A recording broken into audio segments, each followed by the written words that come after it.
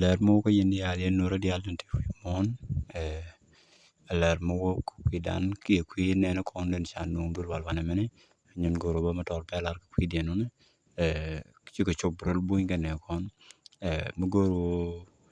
bitungwan bi ko gor ko wat ke yen channel mene di kon subscribe kenyam ka di jala ka di share bono da kon kulo ware te ke re dan mene ki re information kuma top ke yemene information me we ka kwigan tente dol wal ko tame chigi chok dol wal ka gambel wana mene gorke dian ka gorke wal ko ba wal ba ko dol wal mene dol wal yone shi dol wal organization ga don kuma mi joye yor ko yo pinten karwaj me beda ke jirar long kiene ren joje te ka wami ka merkem mi longro du ko binor bi kala dege bi mission mene bi lat bi aluma kele mo ki aluma ro no mone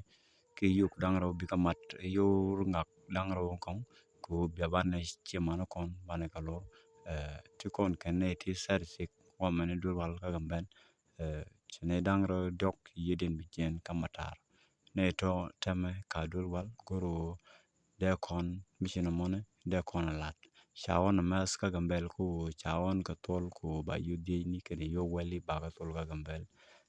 ko gurgu de kon ladamo de kon lat awon yam amen jilame te ka gambel ka ken mission me kan je chop goru be je chop ko asha wana point no widul wal diwa alajin di melade di ulong kalane dukudien enono nemme jen lar en goro kamiye biate kamal ani super we jeno di subscribe ke YouTube channel